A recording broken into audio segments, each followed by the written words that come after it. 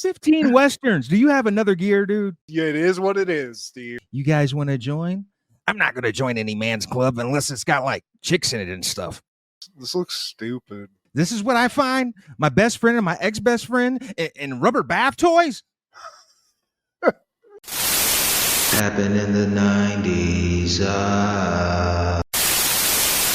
Dude, I got to get on this, man. And we kind of talked about it before, but like maybe it's a generational thing, but Clint Eastwood was never my thing, like ever. Dude, I can't think of one good thing that God bless Dirty Harry, Steve.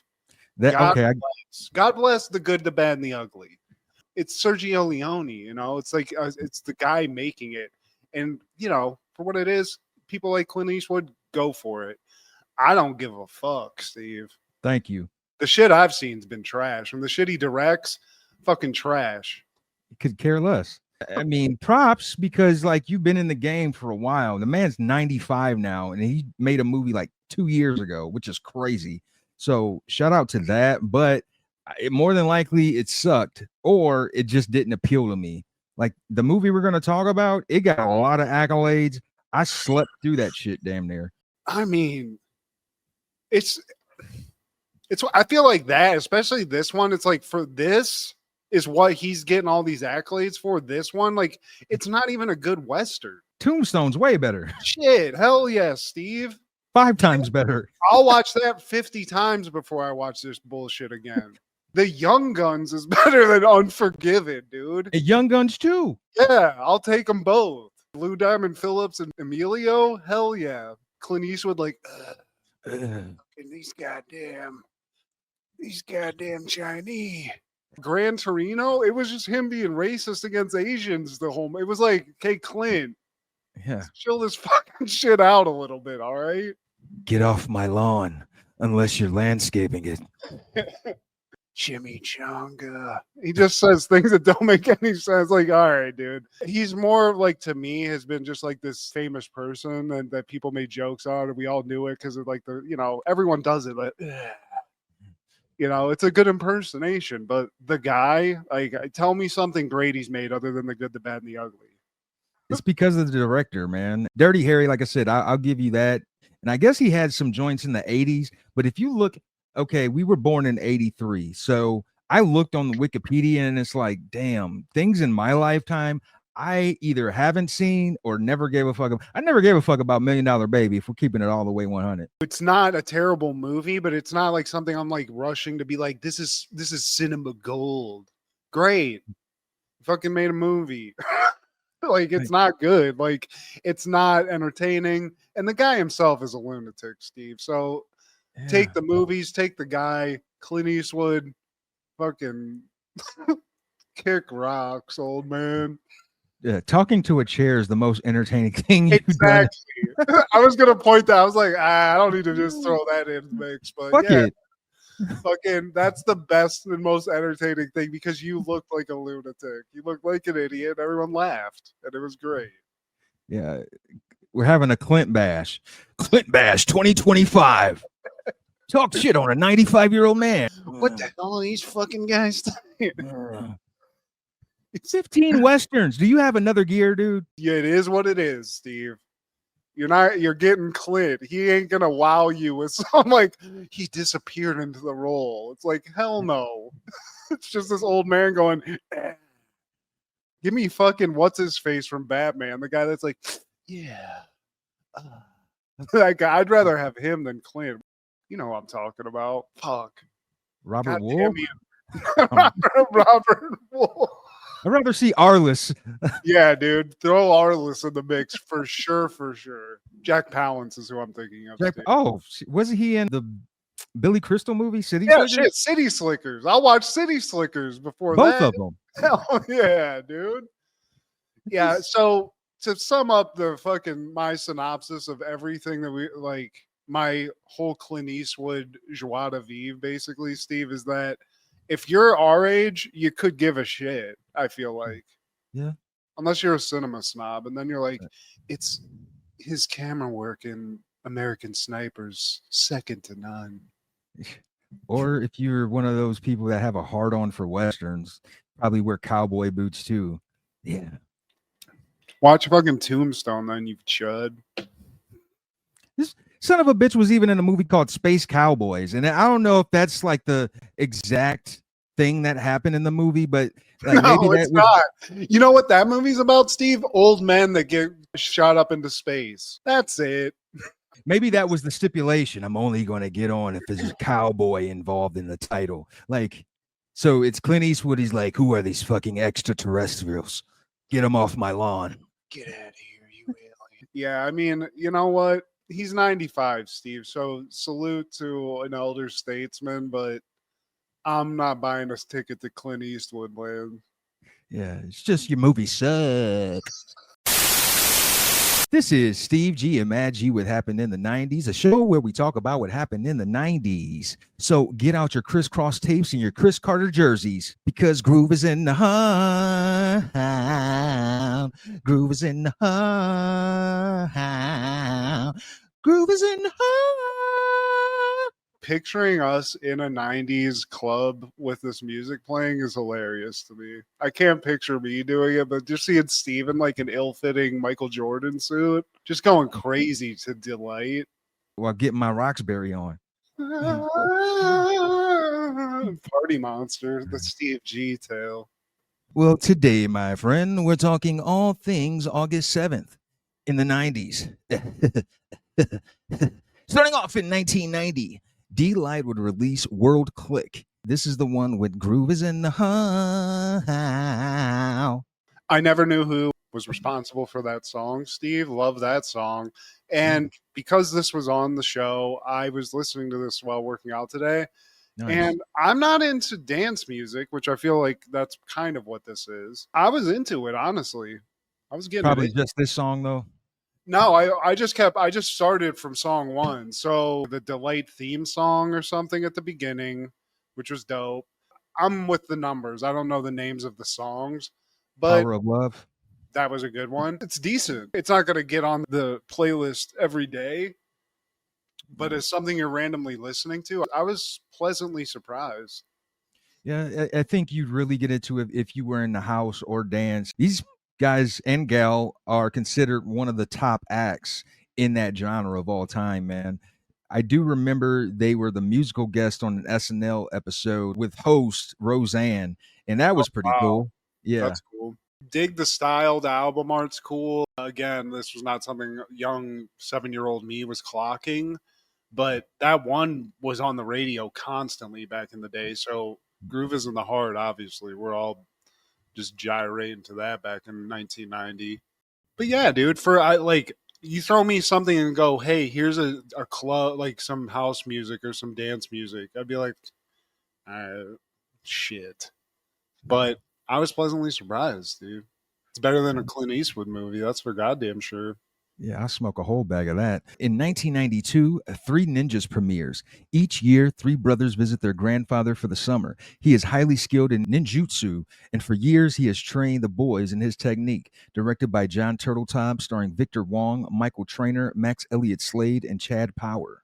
Steve, do you realize John Turteltaub also directed the John Travolta movie Phenomenon that we recently talked about? So this man's got a pretty wide range of movies here, but I don't know about you, but I was a Three Ninjas-aholic as a little kid. What was the name of the fat one? Tum Tum. Tum Tum. I wanted to be Tum Tum for a while. This was kind of riding the coattails of Ninja Turtles, kind of giving us a taste of some ninjutsu and stuff. And I like the idea of a grandfather with just these little kids, just training them to be just legit assassin killers, Steve. That's really what this is. And not only is it trailing the Ninja Turtles' reign, but it's on the tail end of Home Alone. And I miss this era of films when you had kids just outsmarting adults. You don't get that anymore, man. You know, you had the Home Alones, you had the Three Ninjas.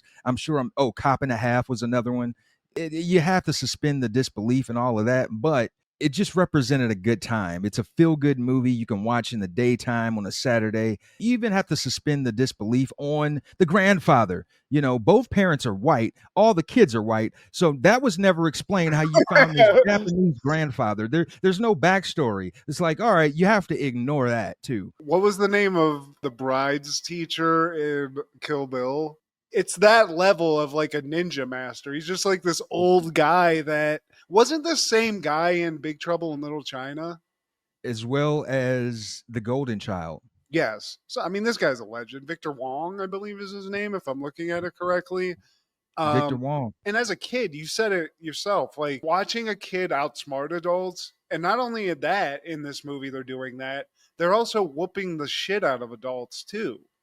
In a cool way. They're throwing ninja kicks. They're doing little schemes to team up on them.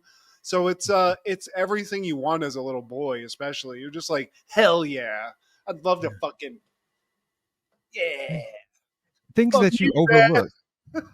You completely overlooked as a kid. Like they even beat up the final boss, like the bigger like Asian dude. That's what I'm saying. Like underlying this, like you take this 10, 15 years in the future, this is like a Kill Bill squad of assassins. That's just it's a family affair, Steve. And Rocky can't even dunk. He can dunk. Like, get this kid a contract. He's like 9, and he's schooling him. Yeah, and he'll kick the ball into the fucking hoop. He's got that level of skills. Rocky, I'm telling you, I was a little Tum Tum fan. I was like, fuck yeah, dude. Eating and just kicking the shit out of some adults. I love that. I was more of a Rocky guy. Rocky loves Emily. Rocky loves Emily. Three Ninjas, this one, I'm all about it. The one with Hogan, it's not great. They started to really kind of take a shit, but this first one, I was all in. I mean, this was on the fucking VHS list. I had this. And if I wasn't watching Teenage Mutant Ninja Turtles 1 or 2, this was definitely in the rotation. Yeah, I think Victor Wong is the only person to appear in all 3, too. Hey, man. Grandpa's not fucking around, dude. The kids, they can change the kid. Don't change grandpa. But I do want a DNA test on that. I want to see the 23andMe that goes from the 2 white-ass parents to Grandpa Victor Wong over here. Like, where does that connection come from? Is this a completely different tree? Did y'all skip trees? But also, I always love when it's an obvious double. Like there were a couple times when the grandpa he's getting it in, doing his ninjutsu. It's like, but if you paid close attention, you could see a different person's face because we know Victor Wong ain't getting down like that. But he's doing flips and shit. He's all he somehow gained 3 inches of height. He's not all old and fucking stiff. Oh, dude, it never fails. Just like the fake people, dude. Do you know of the old Michael Jordan commercial? Switching topics here, but like there was a Michael Jordan, I think it was a car commercial, Jordan's mom challenge. But like, dude, when they cut to Jordan's mom on the basketball court, you could clearly see it was a guy wearing a jumpsuit. It's a guy. That's like the most famous of that, I think. I mean, that we've mentioned many times when they throw like a dead body and it's just like a mannequin body, how funny that is. That's right there with it. Don't be a menace to South Central while drinking your juice in the hood when the grannies are dancing in the church, and then it just turns it's just a young guy just dancing. It's great in a dress. And doing backflips. But on that same day in 1992, Raising Cain premieres. The oncologist wife of a prominent child psychologist suspects her husband has an unhealthy scientific obsession with their child, unaware of what or who is really going on inside his head. Directed by Brian De Palma, starring John Lithgow, Lolita Davidovich, Steve Bauer, Francis Sternhagen. Ya boy. Dude, I was fully into the idea of this. Like, dude, this is going to be fun. Stephen Bauer, Lithgow, a couple other favorites. De Palma directing. This is probably going to be a home run. Steve, that's not the case. This is not one of De Palma's best. This is not one of Lithgow's best. I'm just not into it, Steve. I like multiple personality movies. I dig that sometimes, but in this, it's hilarious. So he wasn't a formidable heel to you? Dude, him and Cliffhanger, fantastic. Okay. Scary.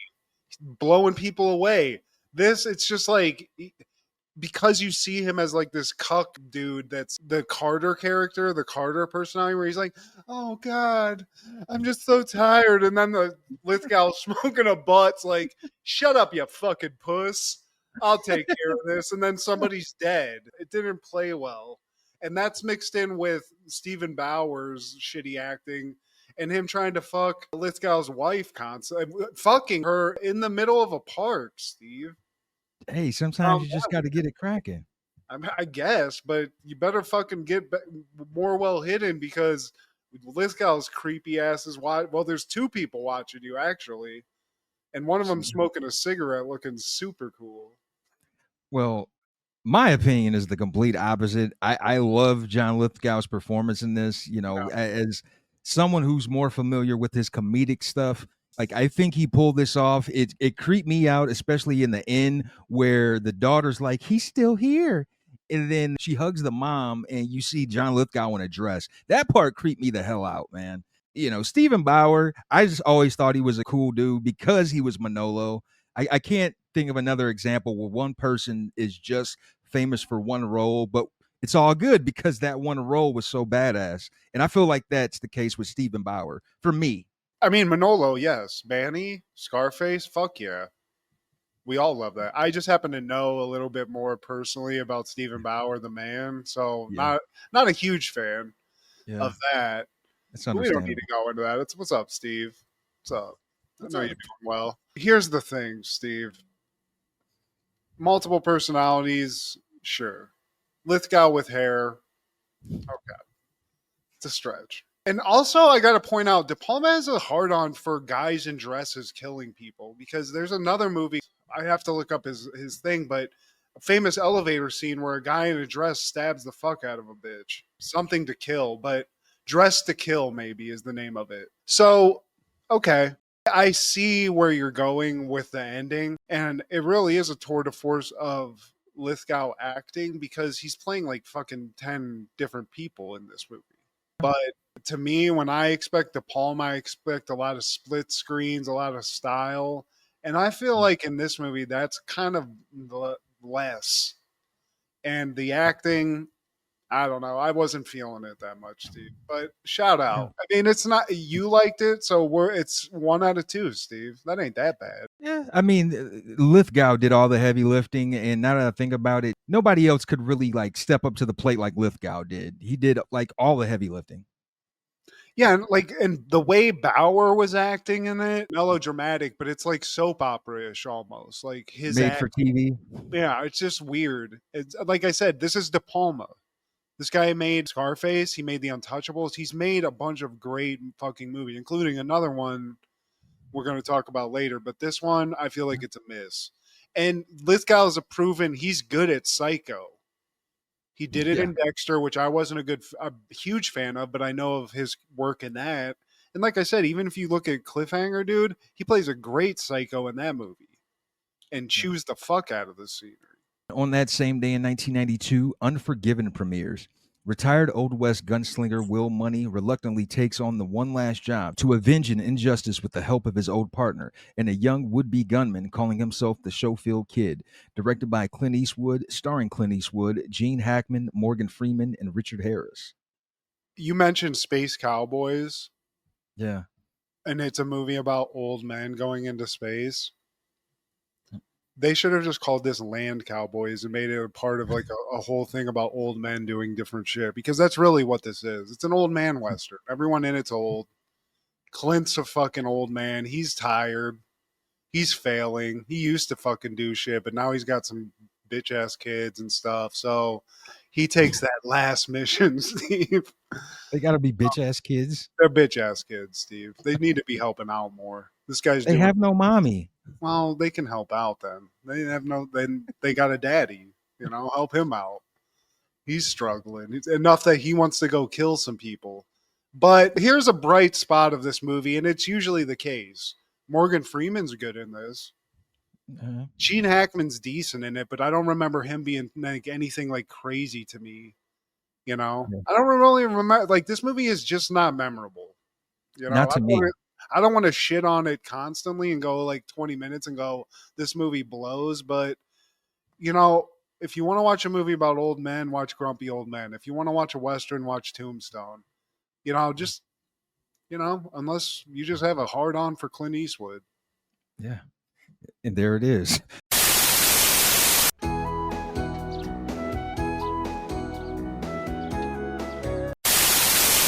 In 1995, Beavis and Butt-Head are airing season 5, episode 36, Bang the Drum Slowly, Dumbass. The understanding teachers at Highland High aren't quite so understanding when Beavis, the yammerer, joins their drum circle. This is Van Driesen heavy, Steve. He should have got his own spinoff. He had a great song on the Beavis and Butt-Head Do America soundtrack called Lesbian Seagull that I always enjoyed. It was very funny. I remember that. Lesbian Seagull. And this is a very musical episode too, involving this guy. So clearly, Mr. Van Driesen has a lot of music in his heart.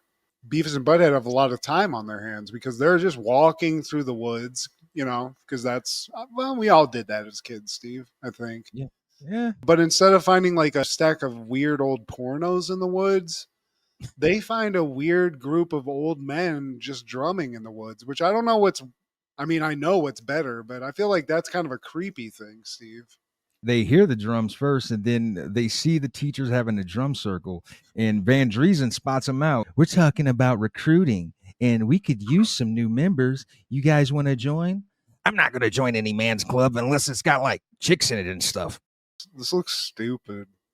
But, they're out there suppressing their rage, Steve. They're just having some guy time. No holds barred. You just can talk about stuff because it's just a bunch of guys. It's just Pete, They got war paint on for some reason. I don't get that. That's kind of weird. Yeah, because they're tools. Being in nature without women is the perfect way to wrestle with your manhood. Beavis always wrestles with his manhood. Yeah, and I usually win. And now Beavis and Butthead have been co-opted into this man group, and Butthead's actually like in the drum circle. His Def Com poetry jam session, Steve, is just about how the group sucks. Yeah. Basically. He's like, this is stupid. This sucks. See, Butthead, it doesn't suck because we hear your feelings and it's totally fine. We hear you. And then Beavis steps in. Butthead, he's got his point across. He feels good. So Beavis steps in and he really ramps it up a notch. He's been suppressing a lot, apparently, and it all starts pouring out of him once the bongos start. And it's a lot about how chicks are disrespecting him. And it's kind of just like a cry for help because he wants to destroy Steve. He's in a rage. They never like me, and they never let me see their boobs. I walk up to him and they just slap me in the face. He's feeling it, Steve. And now everyone else in the group's kind of getting creeped out by this. And even Van Driesen's squad is like, actually, dude, this does suck. We're going to go. Yeah. This kid's creeping us the fuck out. He's in the zone. Pussy. We get a little insight into the Beavis mind, Steve. I think after that, it's like the next day in school. Where's Beavis? Beavis, Steve.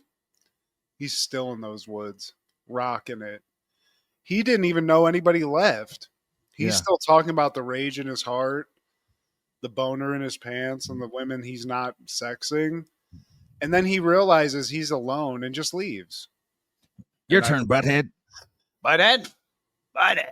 But in 1998, Snake Eyes premieres. Corrupt Atlantic City police officer Rick Santoro and Navy Commander Kevin Dunn joined forces to investigate both the assassination of Secretary of Defense Charles Kirkland and the disappearance of a beautiful stranger. Directed by Brian De Palma, starring Nicolas Cage, Gary Sinise, John Hurd, Carla Gugino, Stan Shaw, and Kevin Dunn.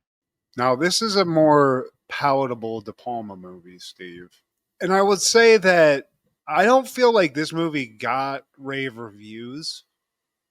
I think people kind of thought it was a little bit wacky, but this gives you everything that you want out of a De Palma movie. A lot of split screens, a lot of weird like point of view perspective, like first person shots in this. And I think they pulled off a movie where it's basically all in this one spot and they're just showing you different angles of this shit as you figure out like this crime unravels before in the movie. And as I watched it this time, I actually have more respect for this now than I did back in the day, I feel like. And it had a good villain in Gary Sinise. I feel like he did it justice. It's kind of confusing when I'm reading the description of the movie because the character's name is Kevin Dunn, but you have a real Kevin Dunn as one of the performers. There was actually a mix up because of that. Gary Sinise was supposed to get like star treatment, going to the 5-star hotels and rest, but that actually ended up being Kevin Dunn because of some confusion. And they eventually, once they figured it out, the real actual Kevin Dunn ended up going to like Best Western or some shit. Damn. Kev Dunn got screwed. There's like some really cool people in it. Louis Guzman's in it, which I love. He's funny in it. Nicolas Cage. I mean, there's really no good people in this. Nicolas Cage is kind of like a scumbag. He's like a shitty cop in Atlantic City. I mean, he is a corrupt cop. So like his whole trajectory in this movie is to go from a guy who was robbing Louis Guzman's drug dealer at the beginning to pay off some Atlantic City like mob dudes to by the end he's like, trying to protect this woman that Gary Sinise is trying to kill. This is the era of the anti-hero. And this is another De Palma thing. There is like a 20-minute shot at the beginning of this movie, the opening of this, where they're just following Nicolas Cage through the place. Yeah.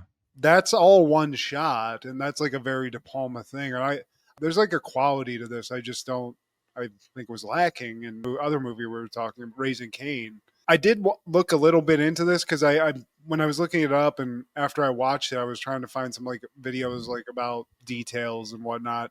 But I didn't know that the ending had been changed significantly from what De Palma actually wanted to do originally. People from the top fucking with this movie quite a bit.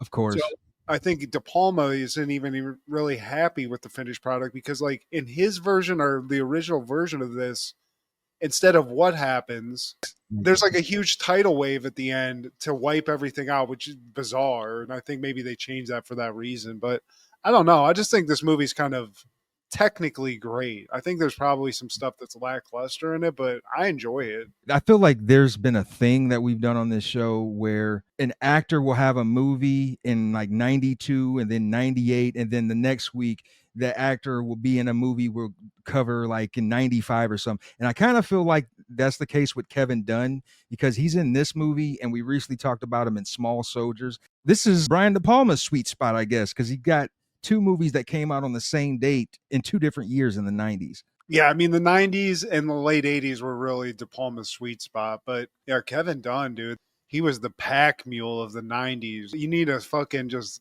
quality actor to step in. Call Kevin Dunn. He's got to be rich. He's there. He was even in like that Godzilla movie. He was in Almost Heroes, Steve. Yeah, see, and that's another one we talked about like last month or something. Yeah.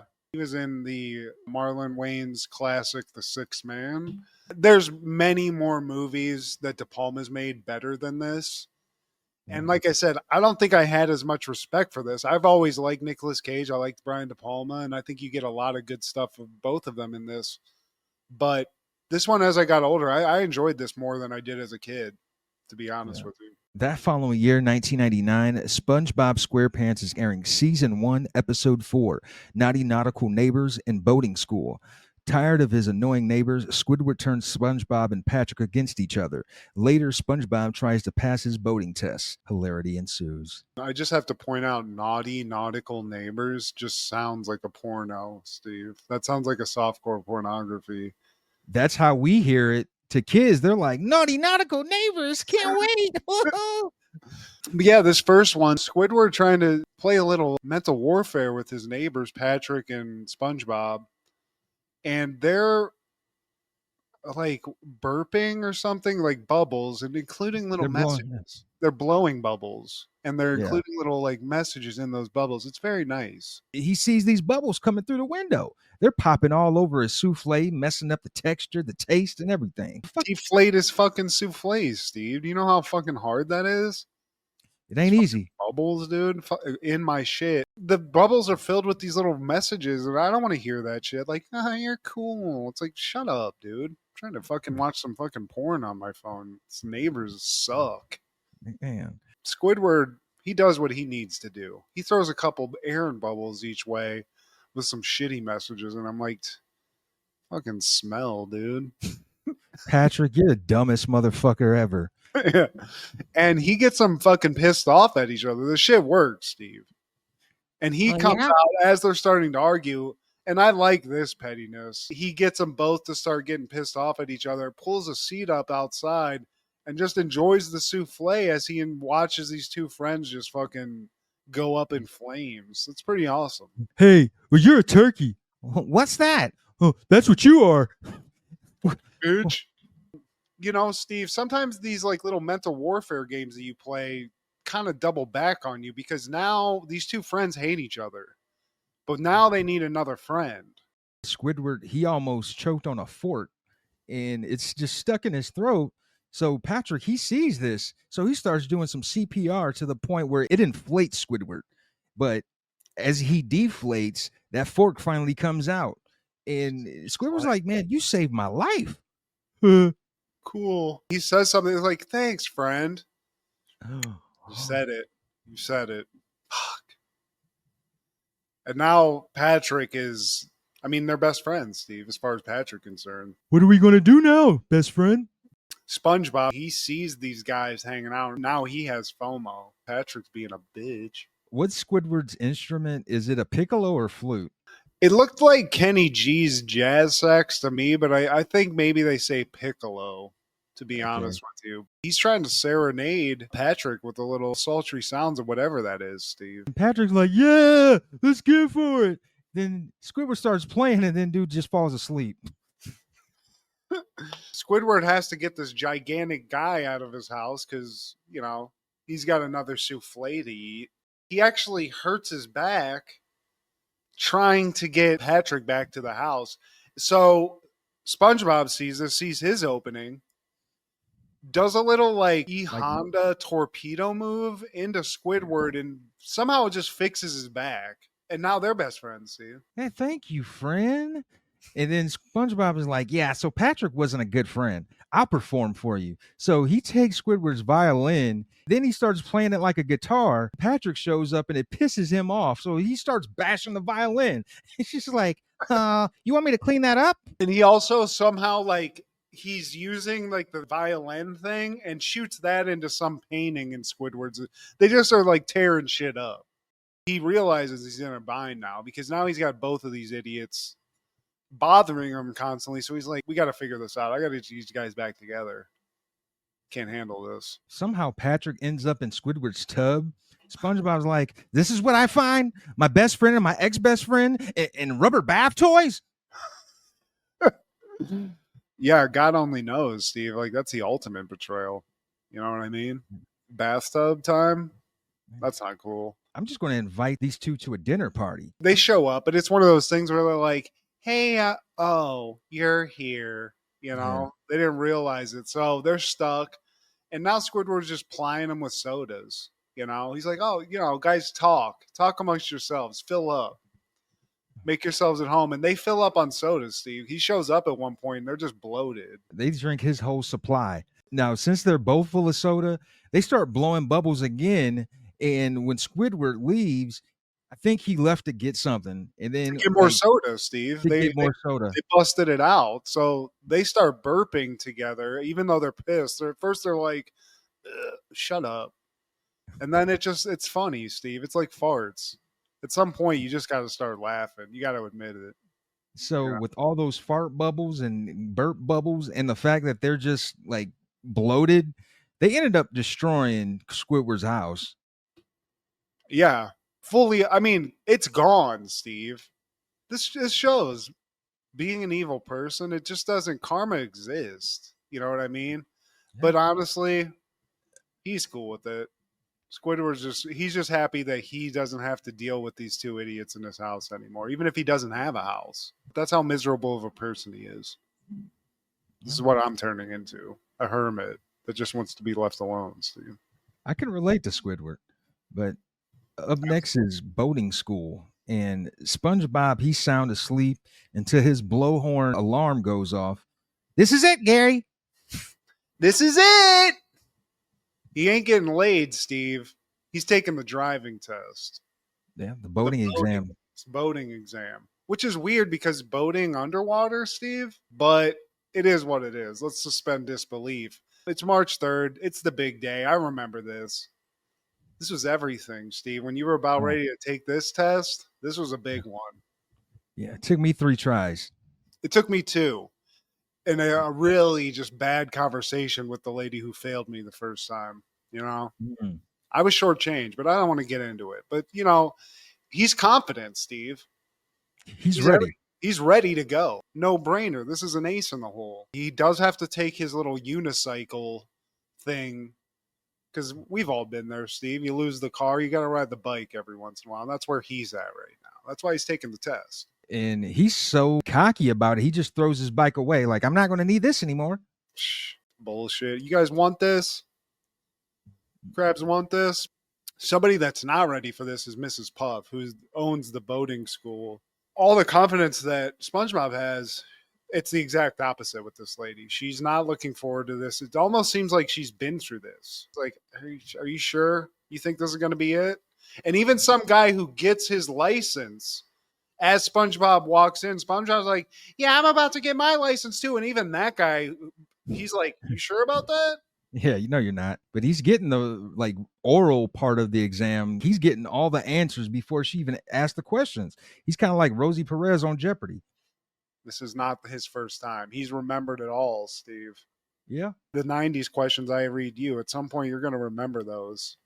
You just keep asking them. It kind of reminds me of when I took my test. I got that part. That was never a problem. It's when the field test occurred. It's like, oh, can never get that reversed around a cone. That's what always killed me. Oh, see, the parallel parking thing I lost on my driving test, Steve.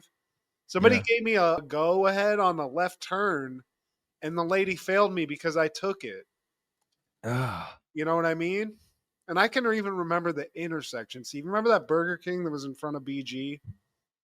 I do. Right there at that big intersection. There's a light there with no left turn, or at least there wasn't a left turn. And I took it because a guy went, go for it. I pulled into the place high as a kite, like just like SpongeBob. Like, I'm going to be driving tonight. Are you kidding me? Today's the day. And I Gary. got in there and she's like, my dad's like, how'd you do? I'm like, I think I did it. And then the lady came by and she's like, you failed. You took a left when you should have yielded. I was so pissed, Steve. I got real spicy with that old woman. But SpongeBob's about to take that driving test, and all that confidence he had, all those answers, all the perfect shit that's gone on, it all goes away as soon as he's about to even get in the car, Steve. What's the first thing you do? 1924? Oh, fuck. Floor it? And he floors it, Steve. Backs up into something, maybe a lighthouse. I don't know what the fuck. Breaks that shit and makes Mrs. Puff up because she's injured, Steve. She might have whiplash or some shit. Mrs. Puff up. Failed test, Steve. We do eventually find out that this is about his 40th try at this. That's why he's not very confident. But SpongeBob, he has his little pet Gary, the snail. He's talking to him, and he's like, dude, I don't even know what happened, man. He's lost his mojo, but his buddy Patrick's right there to cheer him up. And he knocks on the door. He's like, I got a surprise. It's late. What do you want? So he eventually opens up the door. He's like, Patrick Squarepants. That's a good friend, though, Steve. I like that. But Patrick also comes with a good idea, Steve, because he's like, what's going on here? And SpongeBob kind of explains what's going on. He's like, well, why don't we just take the thinking out of the equation? Yeah. And he jams a radio in SpongeBob's head, even though there's a little antenna popping out, which SpongeBob points out. So he puts a cowboy hat on it, which I love. That's very like Little Rascals, very, it's quick thinking. Patrick, all of a sudden, like, where did this 4D chess play come in? Like, you're ace in the hole all of a sudden. Take this motherfucker to Vegas, Steve, because he's all about that like secret communication. But he's like, look, you're going to go there, and I'm just going to tell you what to do. You're not even going to think about it. He gets there. Mrs. Puff gives him the same shitty energy that she always has given him because there's a track record here, Steve. She's about to possibly be in some kind of a crash. She's not looking forward to it. And even SpongeBob, he starts tightening up immediately. But Now he's got Patrick in his ear, and Patrick's like, stop, sit the fuck, and he just tells him straight up what to do. Basically gets him past the point where it was a problem before, Steve. And this shit's working great. Even giving Miss Puff an apple just to start it off right on a good note. And now when she asks, what's the first thing you do? Patrick's right there to say, start the boat. But Mrs. Puff is traumatized because even after SpongeBob says, start the boat, she's like, oh! And then she's like, what are you going to do next? Because this is where it all goes to shit. And SpongeBob's reflex comes out and he's like, floor it. Patrick in his ears like, stop. Just one big toe. That's it. Yeah. And that's it, Steve. He gives him the magic mojo, and he's down the hill. He's down the road. He's going good. He even gets to turn 1, which Mrs. Puff's like, what are you going to do? What the fuck? And he does it, Steve. Everything's going great. He's even stopping to walk old people across the street and then hopping back in the boat. He's flexing now. He's feeling himself. So he's waving. He's giving a parade wave. But then, Steve, this is where the wheels fall off, because SpongeBob is an honest person. Yeah. And nowhere in this equation that Patrick set up did he ever really put that this is cheating. Yeah. He just wanted to get from point A to point B, get that license, figure it out, whenever after that. But as they're going back, he sees the finish line. It's coming up. But Mrs. Puff's like, it's not like you have a radio in your head and there's an antenna coming up out of your head and you're hiding it with a cowboy hat and somebody's telling you what to do. That would be cheating. And he's like, yeah, yeah, about that. And then it all goes to shit, Steve. He gets nervous, all the confidence, maybe 5 feet to the finish line he had, it goes out the window. He goes this, that, and the other. He crashes, and it's all the big thing. And he even keeps admitting, because he's an honest person, he's like, I cheated. While they're going back and forth, him and Mrs. Puff, they're laughing. So Patrick takes that as his cue to start laughing. And so he's so busy laughing that he can't even tend to SpongeBob. He just, he even goes back to his house, like, with the walkie-talkie. Oh, shit. SpongeBob, he's out of license. He fucked up and gave his bike away, but thankfully Gary brings that back, because Gary's the real one, Steve. He brings back the bike, and Miss Puff, she gets taken away, squeezed into the ambulance, and SpongeBob's like, you know what? I'll just try again next semester. And Mrs. Puff is not trying to hear that. And like as they're going away, he's like, hey Gary, let's go to the hospital. I know someone who could use a visit. SpongeBob, Steve. It wasn't on my radar as a kid. As an adult, stoned, it really hits the spot. Very inspirational, I think, man, because I always appreciate SpongeBob's can-do attitude. And he's a perfectionist, He wants to do good, even if that's making a Krabby Patty or driving a boat underwater. And he's full of positivity. He's a great friend. And honestly, he's a homeowner, Steve. So there's something we can, also aspire to. Any callbacks or honorable mentions, takeaways? I just wanted to point out something that I just have to give credit where credit's due. I was not looking forward to Happy Gilmore 2, Steve. I was worried. A lot of the stuff that's being brought back or making sequels of things that we loved as 90s kids aren't great. But I got to give Sandler credit, dude. I haven't liked a lot of what he's been making with Netflix. Yeah, me neither. This hit the spot. I agree, man. I love the cameos from John Daly to Cameron. And they even had Stat Baby in there with Cameron. I don't know if you watched the podcast. Yes, hell yeah. But why isn't Mason there, Steve?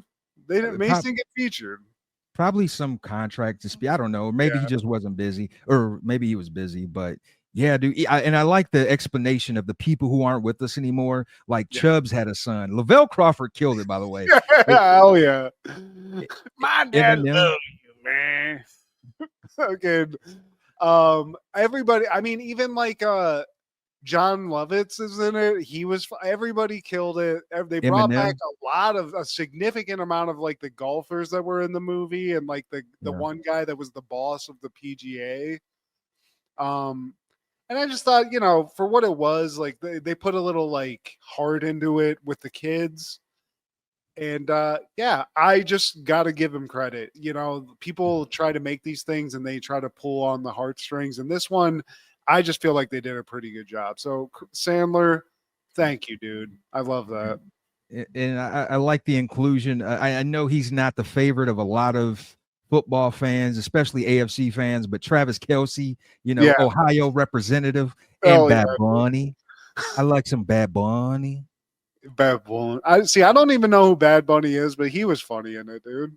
He's got Even some fucking what's his face? Haley Joel Osment was hilarious in it too, dude. Forrest Gump Jr. Yeah, looking like Al So Borland. the next thing I want is for Adam Sandler, and I know this makes no sense because CDs don't exist anymore, but to make a comedy album with like the skits. I want to see that again. I would love that because that was one of my favorite things of Adam Sandler that I don't feel like people like now even remember, like know about it because they were so wacky. He's so far removed from that era, man. Yeah. But yeah, Happy Gilmore too. I agree, man. I'm apprehensive about remakes or things based off of stuff that came from the 90s, but this one he did it justice. Suck my white ass ball. Man. So was that it, man? That's it. And also shout out to like you said, them paying homage to the dead people. Even Bob Barker showed up in it posthumously. Like they threw everybody into it. And that was something that I think is kind of cheesy sometimes, but I don't know. For whatever reason, maybe it's because I love the franchise, but it just worked for me. So that's it. Now this is something that we haven't done on the show in a while, but I feel like this time, like I have to address it because the past week has not been kind to 80s baby / 90s kids. And I want to go in order. Now, Malcolm Jamal Warner, that really rocked me because it was unexpected. He seemed to be in good shape, good health. And, I wouldn't expect him to be the first Huxtable casualty. From all accounts, everybody that's ever worked with him, who's ever known the man, they had nothing but positive things to say. And coming from someone who was a child star, he was able to make it through that, kept his nose clean. There was never any smut on that brother's name. And very just positive, man. Like he represented the black kid in the 80s, man. We didn't have that much representation. I mean, unless you're talking about like the Willises from Different Strokes. But I mean, outside of that, Todd Bridges and Gary Coleman, like Theo was the next thing, man. And I think not just black kids, I think, kids in general, teenagers in general, because white households were watching that show too, Yeah, man. hell yeah, dude. I mean, he was just like a kid in the 90s. He was like the prototypical kid in the 90s, like from sitcoms. We all wanted to be Theo in some way, dude. I thought he was cool as fuck as a kid. Trying to hide shit from your parents, getting your ears pierced. One of your buddies is smoking a cigarette, so you have to cover up for him. And bringing it back to Adam Sandler, they interviewed him, and him and Malcolm Jamal Warner were actually good friends because that's where Adam Sandler got his start. I think that predates his Going Overboard movie and any of the stuff he did in the 90s, man. He was one of Theo's buddies in high school, along with Cole, Cockroach. But, man, R.I.P. to a legend, man. And it's unfortunate. So unexpected, dude. That's one of the. It's tough enough when these people are dying, where it's like we're getting old, so that's like a whole thing in and of itself. But some of these people, it's like, damn, dude, like that doesn't make any sense. When you sent that on the group chat, I was like, what the fuck? Yeah, can't be good. It's not like it was like some natural thing. So that did suck, dude. That definitely hit me hard too, because it's just like one of those things where you're like, damn, he should have been around forever, like as long as us. Yeah, way longer, man. And also I have to address the Prince of Darkness, Mr. Ozzy Osbourne. Several times imitated but never duplicated. I could say, is the godfather of metal. Because a lot of the guys that we grew up loving in the 90s and even the 80s, your Alice in Chains, your Metallicas, Pantera, Soundgarden, all of these guys, Rage Against the Machine, they were influenced by Black Sabbath in some way. And the fact that he was able to leave that band and create even more hits as Ozzy Osbourne, like as his solo project, from Mr. Crowley, the Crazy Train, Mama, I'm coming home. So like Ozzy, he had so much range, man. He could take you to the dark Black Sabbath shit, and then he could do a ballad. Like that is true, dude. He doesn't get enough credit for that, but he does also have like a very signature sound too. Like his voice is unmistakable, and also something I don't think, like, I don't want to give him credit for this. The music should speak for itself, but you know, he did play a huge role in reality TV, love it or hate it. Like him and his family, that Osborne show was like one of the biggest things in TV. Like he became a celebrity late in life for absolutely nothing to do with music.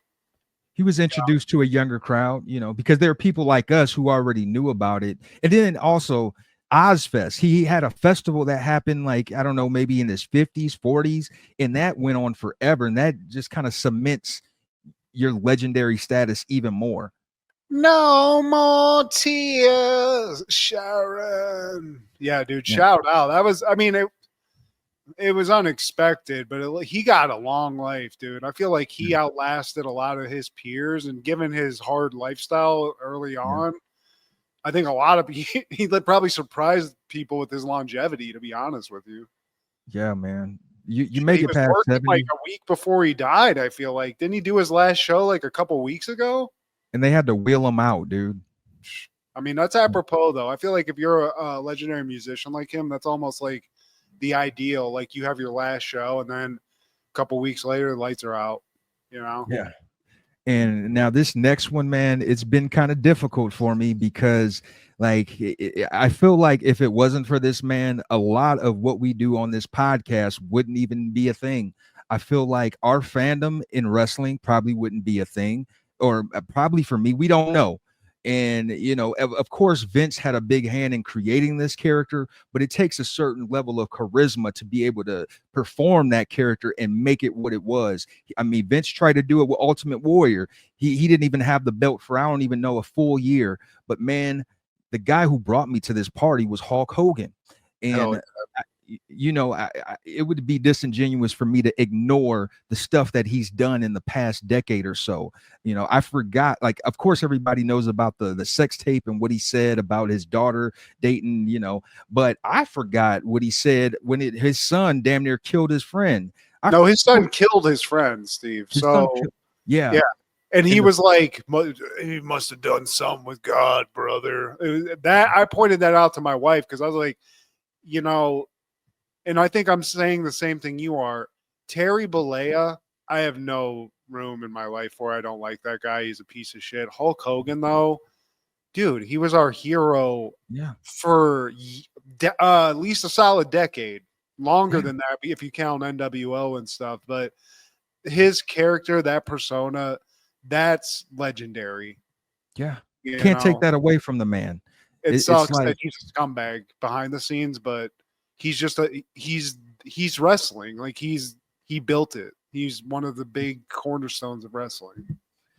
And we can't overlook that, man. And it hurt when I first heard those audio leaks. It really hurt, man, because there were a lot of fans from the 80s, like 80s babies, that you were our hero. And specifically, there were millions of black kids where you were our hero, man, me being one of them. In fact, you were my first hero, Hulk Hogan. Before I even watched real sports, before Michael Jordan and Deion Sanders, before I really got into those cats, you were like, professional wrestling was my ish. And you were at the forefront for years, man. Even when you became heel, I always wanted you to win. Even when you were Hollywood Hogan, man, when you went up against Goldberg, when everybody was cheering Goldberg, I wanted Hollywood to win, man. Hell yes. Like he was the best at being good, and he was the best at being bad. From being this rock star in the 80s to being in the 90s, he figured a way to stay relevant, man. I can't take away that, man. But Terry Bollea, you gotta rest in piss, bro. I have to be real with myself, and I have to, like, it was tough, man. It is. I mean, it is, but that's not it's like, I don't know. You almost feel guilty saying it, but it is true. It's like, if I met that guy, Terry Bollea, and then I found out afterwards, like, oh yeah, this guy says racist shit. He did all the, like, this, that, and the other. He's just kind of like a general scumbag. That's the reality of it. But we didn't know that as kids. And we can't help it that for like 10, 15 years of our early life, I was like, this guy's the coolest. I want to be this dude. I know he has hot dog skin. He's bald and has weird doll hair and shit, but I want to be this guy. This guy's a badass. This guy's I think he inspired like a generation of us young dudes. Yeah, you know? totally, So, man. It is tough. And he rest in peace to Hulk Hogan. But like you said, dude, Terry Bollea, like, I'll say less. One less racist, man. He was the first wrestler to be on Sports Illustrated, first one to host SNL, and even carrying it into the 2000s. And this might have been a misdoing. Actually, it was, man. When he did the Hulk Hogan Knows Best, I think like we could have done without that, man. And like another thing about that phone call with Nick, I forgot the part where he was like, man, I just hope we don't get reincarnated into some black people. I'm paraphrasing, but like, dude, this has nothing to do with black people. Like, what? Nick was like, yeah, what? Like, so that's a deep racism when you're trying to like come up with different things and involve us. Like, your son killed his friend who was not black. And by the way, Matt, y'all share birthdays. You and Nick Hogan share birthdays. But off of that tangent, man, Hulk Hogan, man, you're a legend. But anyways, man, I think the viewers, the listeners need to know that it's my friend, my co-host. It's his birthday, man. Matt G turns 42. And, Matt, I got friends in high places sometimes. And, I reached out to a good friend of mine, and he wanted to say happy birthday to you as well. And here we go. Oh, my gosh. I can't wait. Yeah. Yo, what's up? It's bruh man from the fifth floor.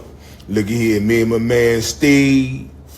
Want to wish our dude Matt G a very special happy 42nd birthday, my dude. 42 years old, you're still young.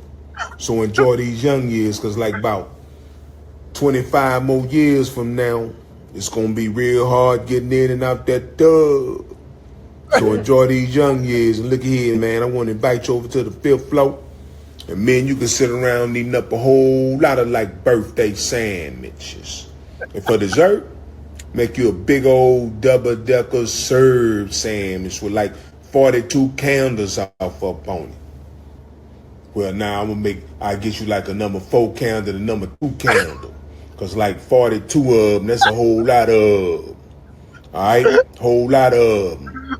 So celebrate this birthday hard. Matter of fact, celebrate the rest of this month for your birthday, cause you deserve it. All right, cause my man Matt say, man, you're an amazing husband. You're a good friend. You're an amazing husband to your wife Kendra. You're an awesome son to George and Sonia. And we want to send much love to you, my dude. Bro, man, we gonna make Steve like a wish sandwich. Like he gonna wish he had some meat to go off up on it. Because it ain't his birthday. It's your birthday, baby boy. And you celebrate hard. All right? Happy birthday, Matt G. Peace.